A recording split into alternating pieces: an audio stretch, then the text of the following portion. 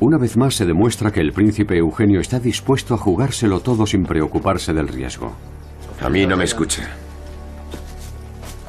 Que se preparen. Sorprenderemos a los turcos junto al Tisa. Alteza, estamos a casi un día de marcha de allí. Y ya es por la tarde. La infantería irá con la caballería.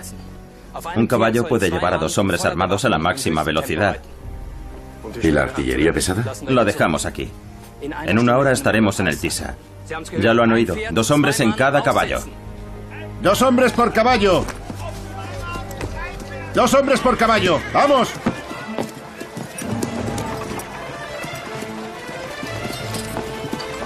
El 11 de septiembre de 1697, un ejército de más de 50.000 hombres se pone en marcha en muy poco tiempo.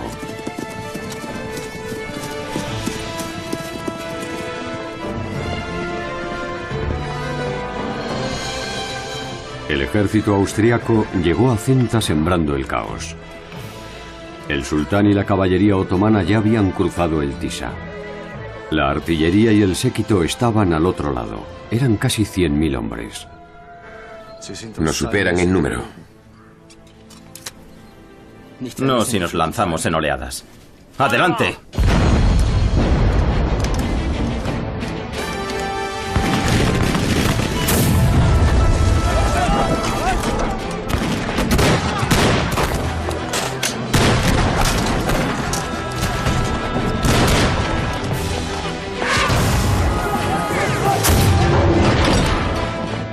El puente del Tisa era demasiado estrecho para que pasaran todos los que querían llegar al otro lado. El campamento del sultán se quedó paralizado de terror ante el inesperado ataque del ejército imperial.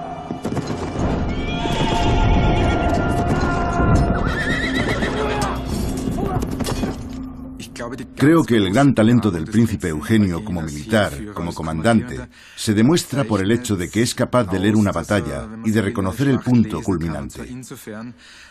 En el fragor del combate, entre gritos y disparos, se ve muy poco. Sin embargo, el príncipe Eugenio es capaz de tomar decisiones en el momento crucial. Ahora hay que meter todas las unidades. Ahora, hasta el último soldado que tengo debe atacar. Si no hay más soldados, él se lanza al combate personalmente.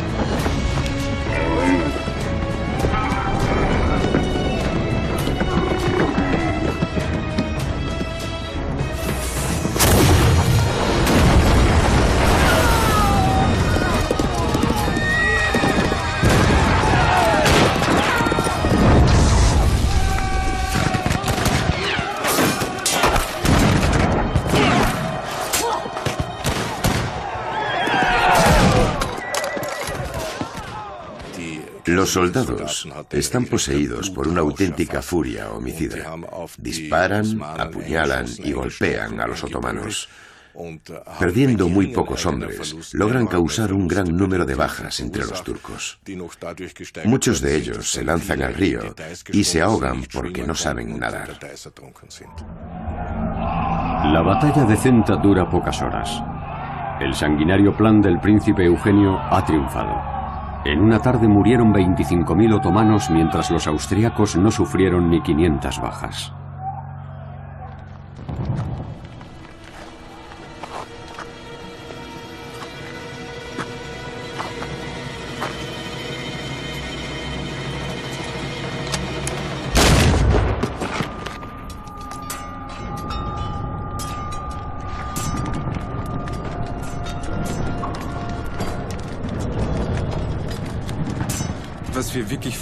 Lo que queda claro es la completa insensibilidad del comandante por las bajas, incluso por las de su ejército. Revisando la correspondencia del príncipe Eugenio, descubrimos que pocas veces habla de cuánto le afectan personal o moralmente las pérdidas.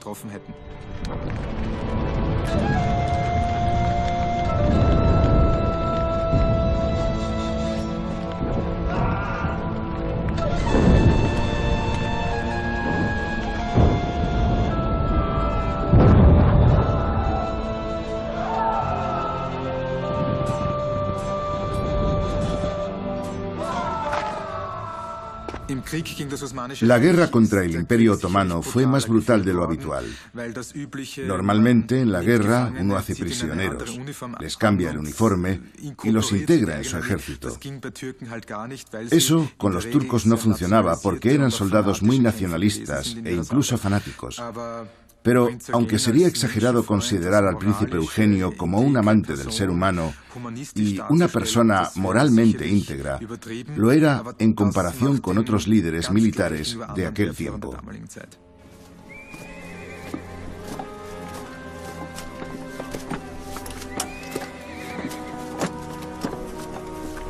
Al campamento.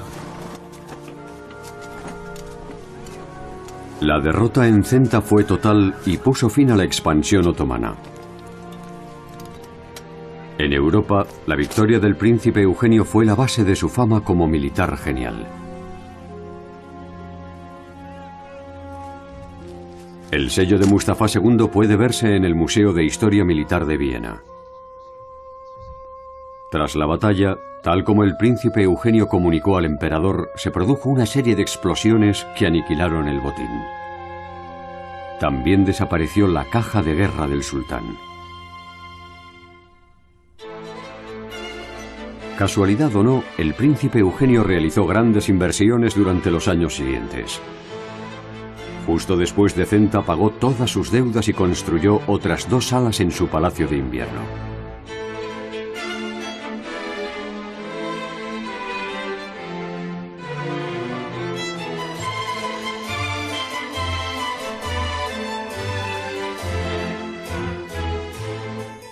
Los espacios representativos se decoraron con el máximo lujo de la época. El joven príncipe Eugenio no tardó en atraer sobre sí los celos y la envidia en la corte vienesa. ¿Por qué? Porque su ascenso fue meteórico y además saltándose todas las normas sobre ascenso social de la época. Y no se avergonzaba de que su ascenso le sirviese en primer lugar para enriquecerse y en segundo lugar para representarse de la forma más opulenta posible. Era el típico nuevo rico.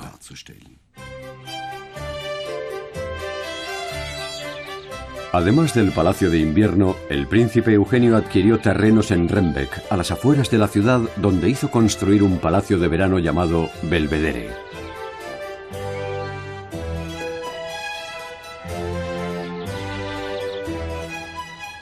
En Hungría tiene la isla de Csepel en el Danubio, donde construye el Palacio de Ráckeve. Hoy es un hotel. Fue el primer palacio que construyó para él el arquitecto Lucas von Hildebrandt. El príncipe Eugenio lo hizo venir desde Italia. A partir de entonces, el maestro Gianluca, como lo llamaba Eugenio, construyó todos los palacios famosos del príncipe.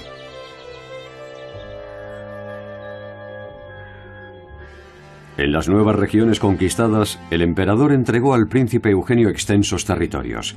También en Mohacs, al sur de Hungría, en el escenario de una batalla contra los otomanos en 1526. Un monumento recuerda a los 15.000 soldados caídos. El príncipe Eugenio hace que tasen el valor de las tierras, pues el emperador le había ofrecido lo equivalente a 80.000 florines. Las tierras están valoradas en solo 64.000, así que reclama al emperador el pago de la diferencia. El príncipe Eugenio era uno de los economistas más hábiles y astutos de su tiempo. Eso llamó la atención en la corte de Viena, donde nadie era capaz de gestionar el dinero. Estaban siempre enterrados en deudas y sin poder financiar las guerras ni el mantenimiento de la corte. Por el contrario, el príncipe Eugenio tardó poco en transformar su fama militar en dinero en toda Europa. Fue a la Bolsa de Londres, donde vendió bonos de guerra a su nombre, no al de los Habsburgo ni al del emperador.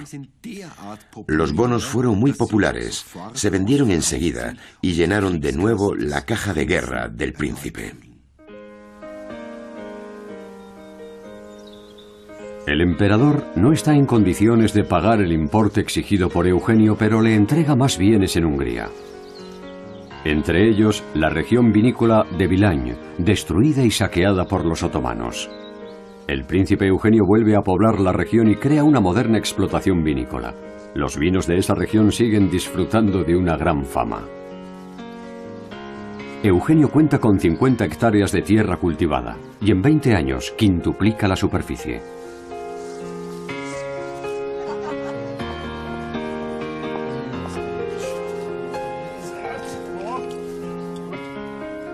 Los vinos de Vilañ están entre los mejores tintos de Hungría y Vilañ está considerado el Burdeos del Este. Esta región destaca porque desde el tiempo del príncipe Eugenio se unieron aquí lo mejor de las culturas vinícolas de Occidente y de los Balcanes.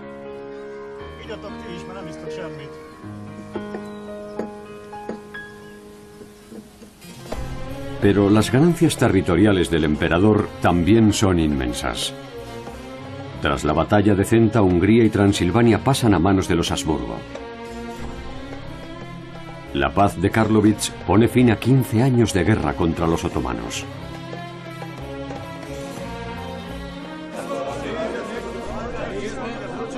Las derrotas en la guerra y un sultán que se va de caza en lugar de ocuparse de los asuntos de gobierno extienden el malestar por todo el Imperio otomano. Los líderes de los jenízaros, las tropas de élite, quieren poner fin a la situación. ¿Dónde está nuestro sultán? No está aquí, está en una cacería. Que me oiga todo el noble diván. Ya basta, es insostenible. No pasa un mes sin que suban los impuestos. Gracias al sultán y al gran muftí, los impuestos sobre el tabaco y el vino son tan altos que los mercaderes no pueden vender. Mis hombres llevan meses sin paga. No lo vamos a decir más veces.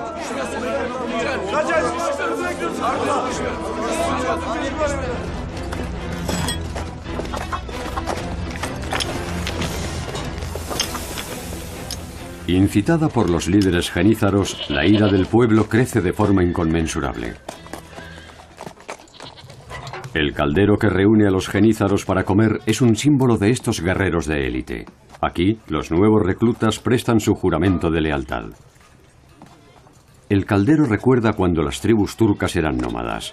Junto a él se comparten opiniones y se toman decisiones. ¿Qué pasa con el sueldo que se nos debe desde hace meses? Nada de nada. No vamos a aguantar más. Ya hemos esperado demasiado. ¡Que hablen las armas!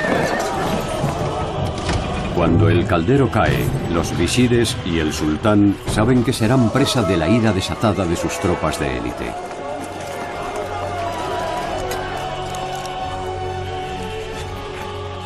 En agosto de 1703, los jenízaros asaltan el palacio, asesinan al gran muftí y deponen al sultán Mustafa II.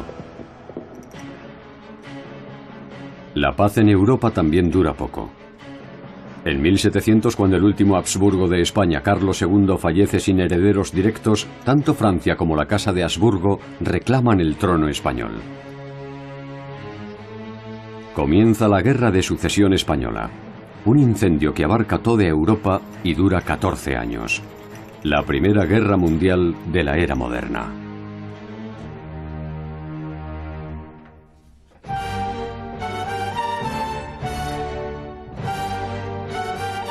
El príncipe harapiento se ha convertido prácticamente en el hombre más rico y poderoso del imperio de los Habsburgo. El siguiente paso en su ascenso al poder es una gran reforma del ejército. Tenemos una especialización de las tropas. No hay solo infantería y caballería. La artillería también tiene importancia. Hay zapadores, especialistas en movimiento de tierras, y minadores que excavan bajo los muros enemigos durante los asedios. Un equipo de carruajes que se encarga del transporte y la logística. Se trata de un ejército moderno, incipiente, y como en la actualidad no se preocupa solo de las tropas de combate y apoyo, sino también de la logística y el suministro. A principios del siglo XVIII se produce un verdadero cambio de era en lo militar.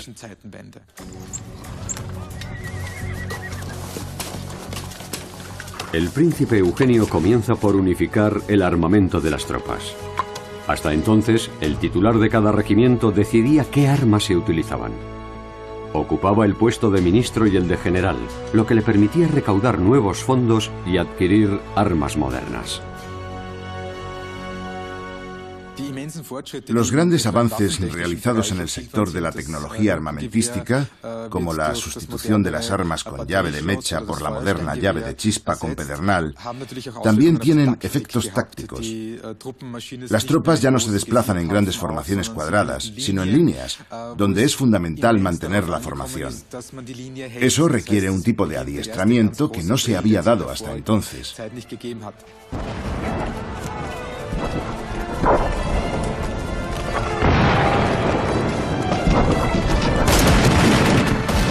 El emperador envía al príncipe Eugenio al combate contra los franceses en Italia. Para llegar al frente en la Alta Italia sin encontrarse con el enemigo, debe cruzar los Alpes. El paso de las montañas por el Trentino con pesados cañones puede compararse con la hazaña de Aníbal. Aquí, en Italia, se encontraría con un hombre al que el destino lo uniría durante toda su vida, el conde de Bombal. Reya von Galen, actriz y directora teatral, es pariente directa del conde de Bombal y durante los últimos años se ha dedicado a estudiar la historia de su ancestro. El primer encuentro entre el príncipe Eugenio y Bombal no fue un encuentro real. Se conocían de oídas y estuvieron a punto de coincidir en bandos opuestos en la batalla de Luzzara. Se sabe que se tenían un gran respeto mutuo. Lo más curioso de esa batalla fue que los dos bandos afirmaban haber ganado y celebraron misas de agradecimiento. Seguramente fue una especie de empate. Ya entonces, el joven Bombal llamó la atención por su gran talento estratégico. Una capacidad que podía reconocerse, aunque sirviera bajo las órdenes de Vendôme.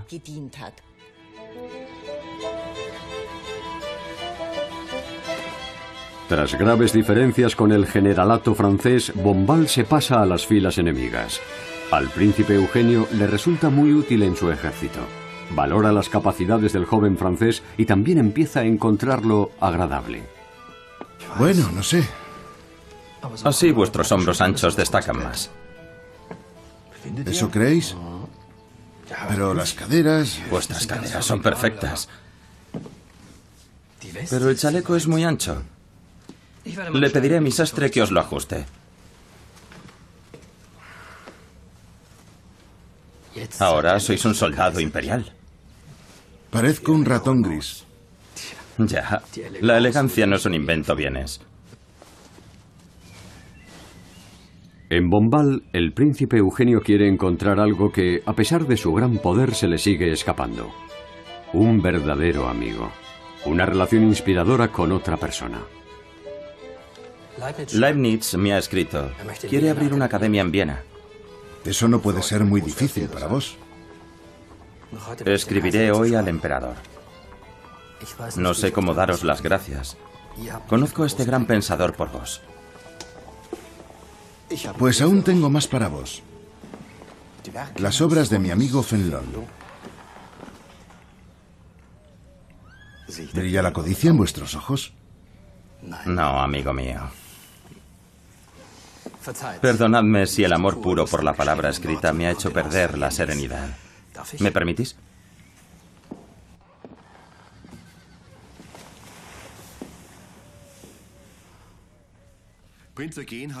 El príncipe Eugenio no solo tenía relación con filósofos y otros intelectuales de su tiempo. El príncipe era una persona que se preocupaba también por tener las mejores obras de arte y, cuando era posible, a los mejores artistas en Viena. Y para ello no solo usaba dinero, sino también medios diplomáticos. Todo para llevar arte a Viena, incluso de las regiones más alejadas del mundo.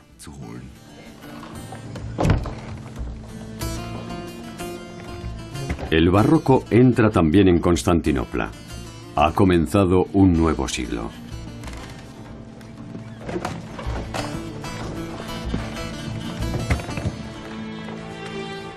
Gulnus ha vivido unas décadas muy turbulentas. El Imperio Otomano se encuentra en una grave crisis económica por la mala gestión del sultán.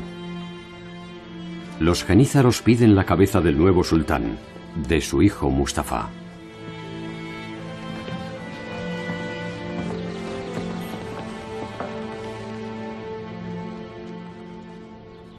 Sé que el sultán pasa demasiado tiempo en cacerías. Perdonadle la vida y me ocuparé de que abdique. Mi hijo menor Ahmed está dispuesto a escuchar vuestras peticiones. Vuestro hijo no tiene experiencia en los asuntos de gobierno. Lleva mucho tiempo encerrado. Pero si está dispuesto a aprender del gran visir y a dejarse aconsejar por vuestra sabiduría, lo serviremos incondicionalmente.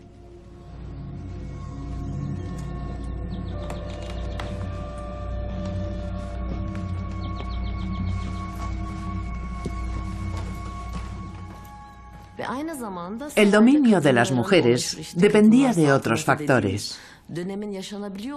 Uno de ellos era si la familia del gran visir ganaba poder en el palacio. Ese hecho se daba cuando los sultanes eran demasiado jóvenes para llevar el timón del país, para gobernar las cuestiones políticas y militares.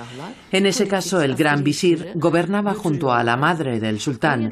Con esa forma de gobierno terminó el siglo XVII. Gulnus tuvo mucho que ver en el desarrollo cultural del Imperio Otomano durante el reinado de su hijo Ahmed III. Los manuscritos son maravillosos, pero están al alcance de muy pocas personas. La imprenta se utiliza en Europa desde hace 250 años. Mirad qué obras maestras han creado. Y su libro sagrado ha conseguido una gran difusión. Y también pueden imprimir libros con letras árabes. No podemos quedarnos atrás. Una figura clave es Ibrahim Muteferrika, un transilvano convertido al Islam. Llevó a los otomanos la tecnología necesaria para convertir antiguos manuscritos en obras impresas. Consiguió una audiencia con el príncipe Eugenio, propietario de la mayor biblioteca de Europa.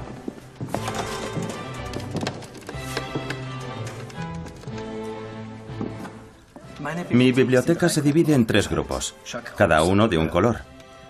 Rojo, literatura e historia. Azul, teología y derecho. Amarillo para las ciencias naturales. Permítala que una de mis historias se escriba en un libro como esos. Por Alá. Señores, por favor.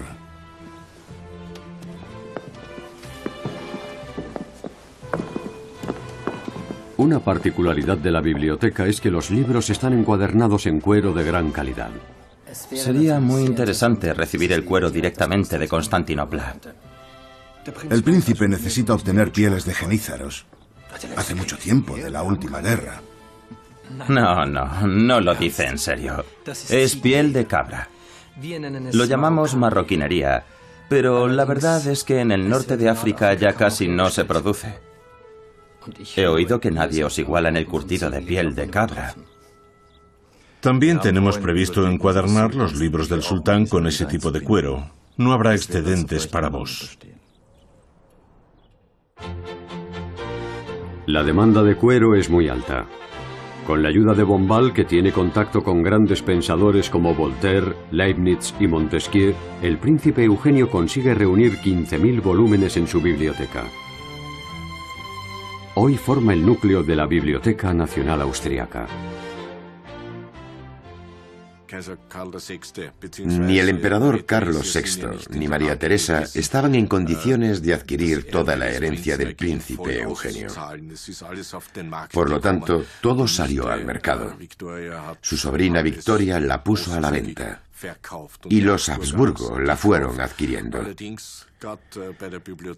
En el caso de la biblioteca, acordaron una especie de renta que Victoria percibiría todos los años. Sin embargo, no contaban que tuviese una vida tan larga. Al final fue más barato comprar los edificios, más barato que comprar los 15.000 libros.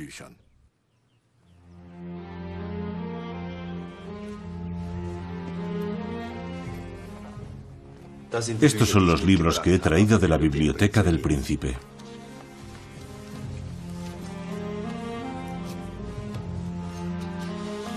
Cuando Ibrahim Muteferrika regresó a Constantinopla, Gulnuz estaba mortalmente enferma, pero hasta su muerte fue la mujer más poderosa del Imperio Otomano.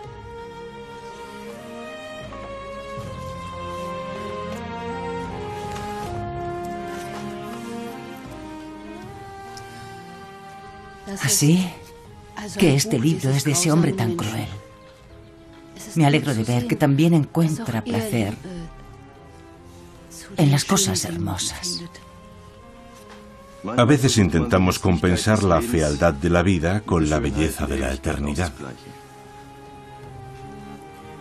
Gulnuz murió en 1715.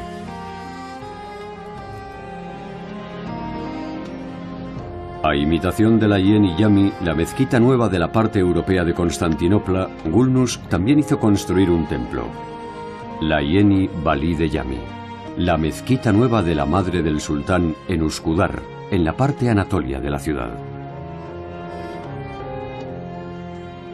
Ninguna de las dos mezquitas lleva el nombre de su fundadora.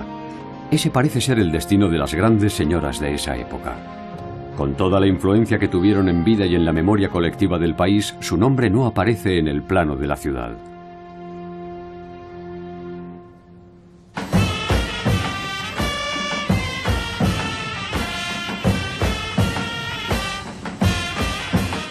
Solo un año después de la muerte de Gulnuz, terminaron los casi 20 años de paz entre los imperios otomano y Habsburgo. Una vez más, un gran ejército otomano se pone en marcha, esta vez en dirección a Belgrado.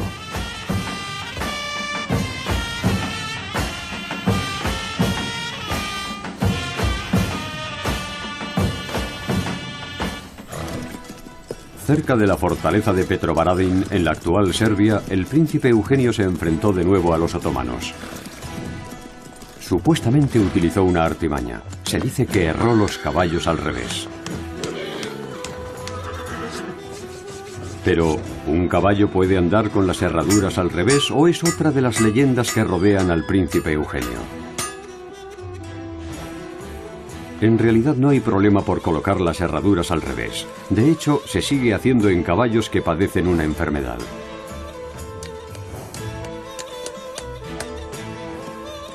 Al herrar los caballos al revés, las huellas indican la dirección contraria a la de la marcha.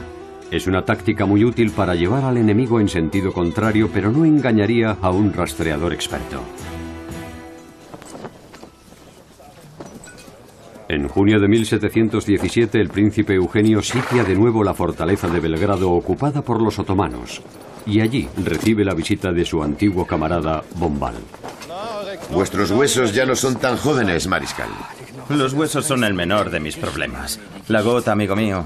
¿Cuánto tiempo sin vernos? He oído que estáis casado. Sí. Pero parece que no os alegráis. Venid, tengo algo para vos. El príncipe Eugenio, que vivió una infancia solitaria, añoró la verdadera amistad durante toda su vida.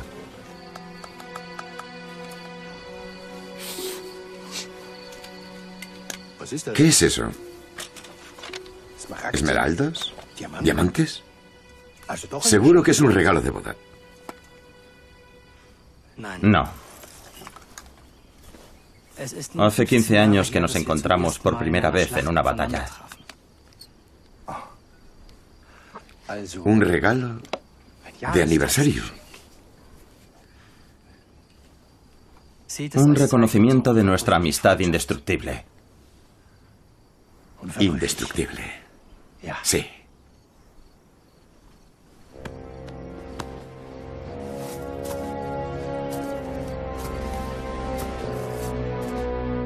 El príncipe Eugenio mantuvo el sitio de Belgrado durante 2 meses.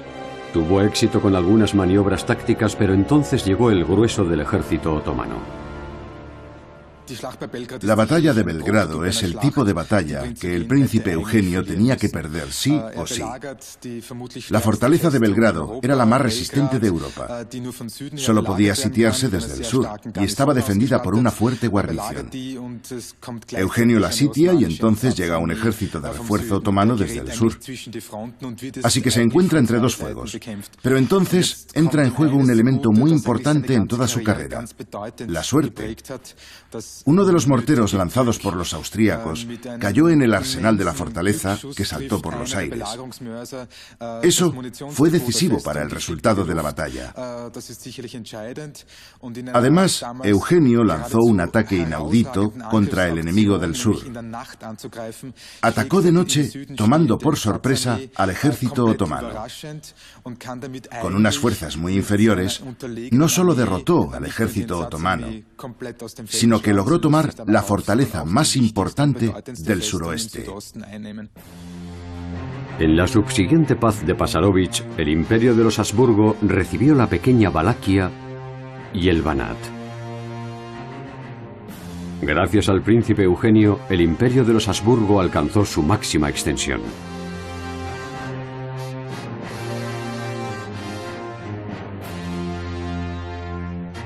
Tan numerosos fueron sus éxitos en el campo de batalla como escasos en su relación con otras personas. La vuestra es más grande. ¿Estáis celoso? Me pregunto, ¿qué saco yo de estas medallas? Me he jugado la piel por ellas. ¿Y qué esperáis? Que hagáis algo por mí. ¿Acaso no he hecho nada por vos? ¿No os hice general cuando llegasteis a mí siendo un proscrito? ¿No os he cubierto de regalos? Pero no soy una ramera. Hace 10 años de mi nombramiento como general. Otros han recibido cargos importantes, aunque yo he servido mejor. ¿Qué queréis? El gobierno de Sicilia. Sicilia. Os enviaré naranjas y limones durante toda vuestra vida. Es imposible. Ya he prometido el gobierno de Sicilia al conde Wallis. ¿Qué habéis dicho? No puedo daros nada. Aquí sois un extranjero. Con permiso. ¿Qué sois vos? Dadme al menos Osijek. No. Os enviaré con un comando de artillería a los Países Bajos. Seréis el representante de Prie, un puesto muy bien pagado. ¿Prie? ¿Vuestro delegado en los Países Bajos? ¿Me nombráis delegado de vuestro delegado? Prie es un hombre muy capaz. Es un cerdo corrupto. Ya basta. No puedo hacer nada más por vos. Cuando recibáis la orden, sabréis cuándo presentaros.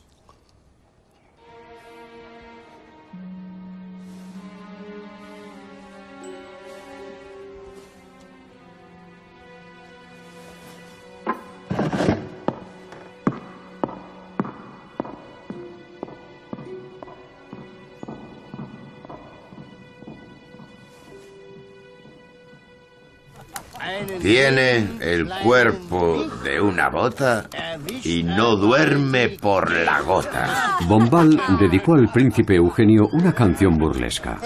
Un harapiento francés que anhelaba Osiek quiere un poco de atención, pero no tiene oro en el cajón. Hermanos, bebed, que en Viena el honor yo compraré.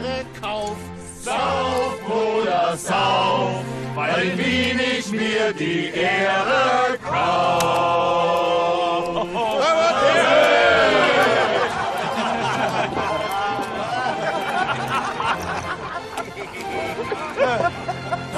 En una carta de Bruselas, el príncipe Eugenio descubrió que Bombal lo había ofendido gravemente. Además, se habría aliado con nobles disidentes que manifestaban su odio contra la soberanía de los Habsburgo. El delegado del príncipe Eugenio en Bruselas detuvo a Bombal. Entonces se manifestó el despiadado carácter del príncipe Eugenio.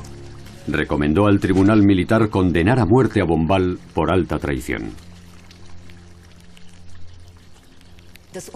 La sentencia de muerte, decretada por el emperador contra el conde de Bombal, fue algo insólito por la presión y la prisa del príncipe Eugenio. La condena llama la atención, teniendo en cuenta la larga e íntima amistad del príncipe con el conde de Bombal. Tal vez esa despiadada frialdad se deba a una mujer. Para la condesa Eleonor de Battiani, la influencia de Bombal es una molestia. ¿Quién juega? Vos, amigo. Bombal es un auténtico degenerado. Sin moral, absolutamente. Es verdad. Es verdad.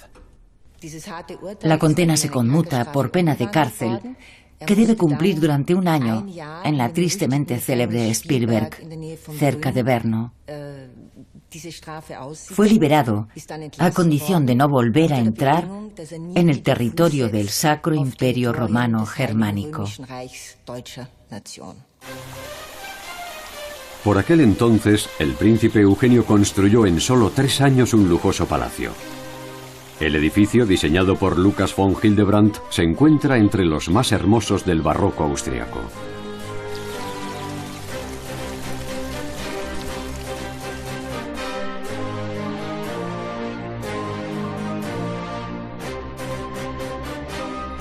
Eugenio está en la cumbre de su poder. Es mariscal de campo del imperio, presidente del Alto Consejo de Guerra, gobernador de Milán y de los Países Bajos españoles.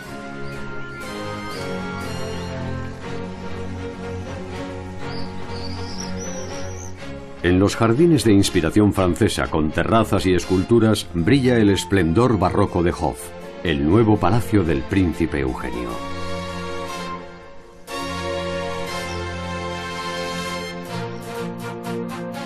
También las fiestas son auténticamente barrocas. Para entretener a sus invitados, el príncipe deja que un león domesticado de su zoológico privado camine en libertad durante los banquetes. En la vida del conde de Bombal no hay lugar para grandes fiestas. Después de la liberación, se dirige a Constantinopla, la capital del enemigo de los Habsburgo. Casi sin recursos llega a Sarajevo, donde se convierte al Islam por motivos de estrategia. Tras la conversión de Bombal al Islam, lo convocan a Constantinopla. Allí le ponen una casa a su disposición. Bombal escribe un memorándum para el sultán. En ese escrito expone todas sus ideas. Es una lista de reformas para la modernización del ejército otomano. Las propuestas de reforma del conde de Bombal impresionaron tanto al sultán que le encomendó el mando de la artillería. Como comandante de artillería, su nombre era Humbarayi Ahmed Pasha. Ahmed Pasha el Cañón. El príncipe Eugenio está fuera de sí cuando descubre que Bombal se ha pasado al Imperio Otomano. Entonces recuerda el arma secreta de su madre.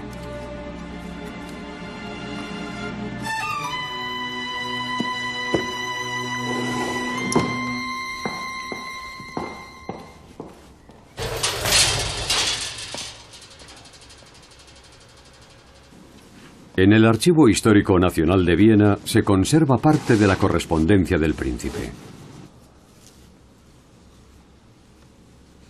Entre sus cartas hay una petición al emperador para que autorice el envenenamiento del traidor y enemigo de la patria, Bombal.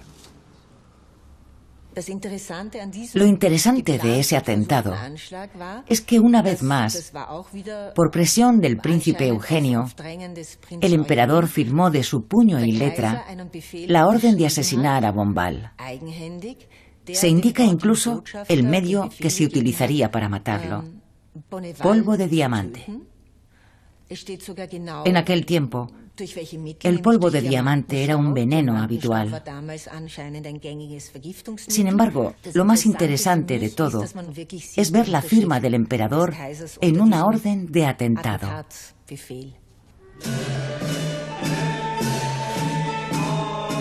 El atentado fracasó y Bombal entra en un monasterio derviche de la Orden Mevlevi, famosa especialmente por su carácter tolerante.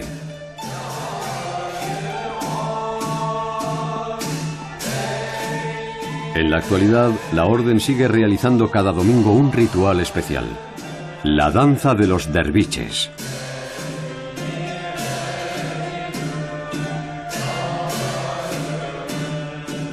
Los giros permiten a los miembros de esta hermandad sufí alcanzar un estado de trance.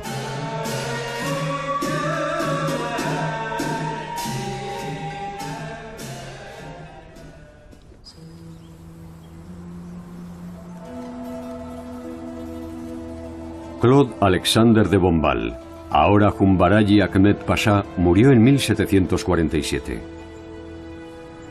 Su tumba está en el cementerio de la Orden Mevlevi en el corazón de Estambul. A pocos metros de distancia está la última morada del pionero de la imprenta otomana, Ibrahim Muteferrika.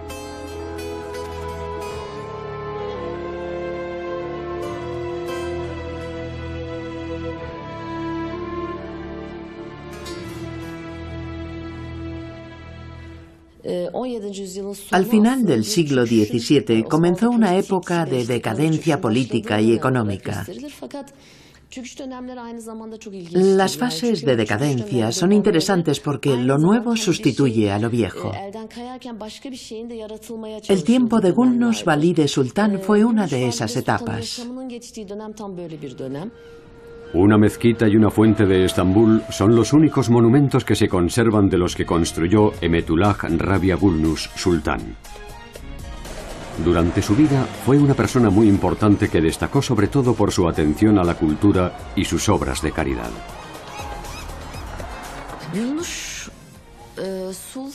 En la historia del Imperio Otomano, Gulnus Sultan no recibe la atención que le corresponde. Hoy recordamos a su hijo, Ahmed III. Su reino fue una época muy creativa para la arquitectura y también para el arte.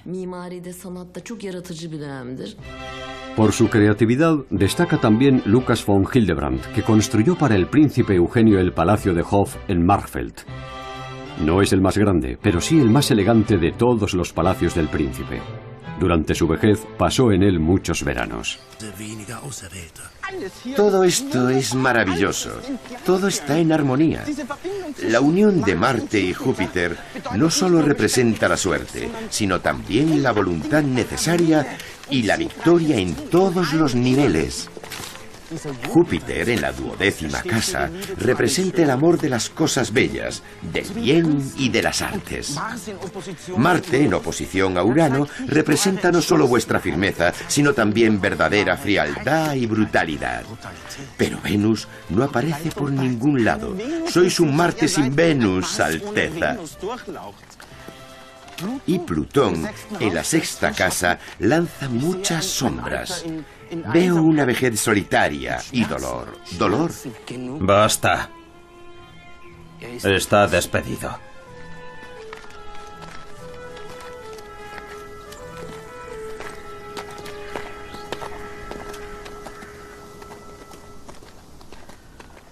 ¿Una vida sin Venus?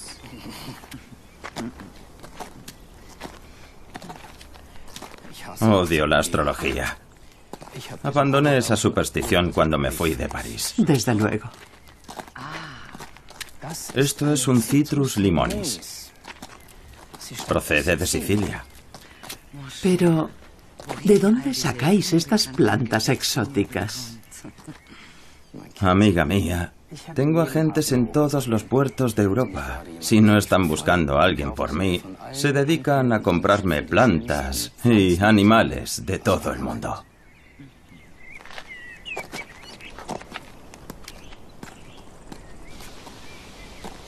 El maestro Gianluca se ha superado. Las terrazas llegan casi hasta el Morava. 1, 2, 3, 4, 5, 6, 7. Una más que el emperador. Sí.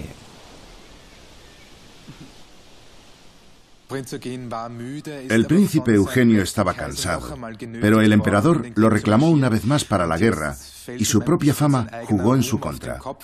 Era el arma secreta.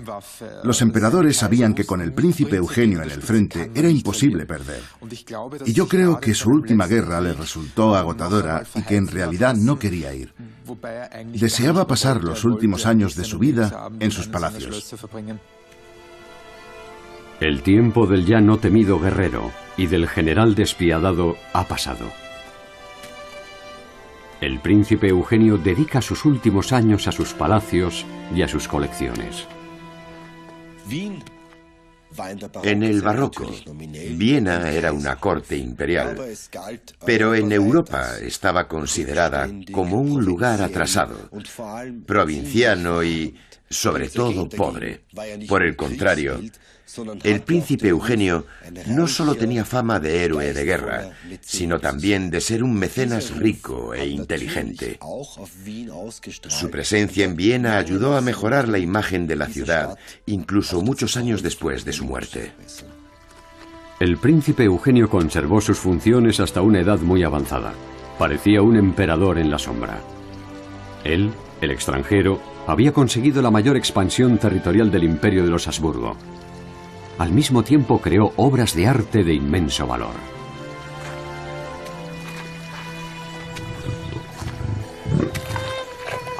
En los últimos años se fue haciendo cada vez más retraído y acabó siendo un solitario que hablaba solo con sus animales. Ruge. León. Ruge.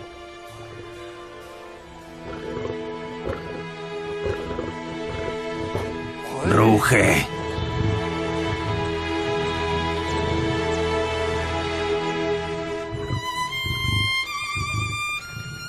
Se dice que cuando el noble caballero murió, la noche del 21 de abril de 1736, el viejo león domesticado se despertó y rugió tan fuerte en el Belvedere que se oyó en toda la ciudad. El corazón del príncipe Eugenio se enterró en Turín. Sus restos encontraron su última morada en una capilla de la Catedral de San Esteban que lleva su nombre. Se fue igual que llegó, como un extranjero, pero consiguió no ser olvidado nunca.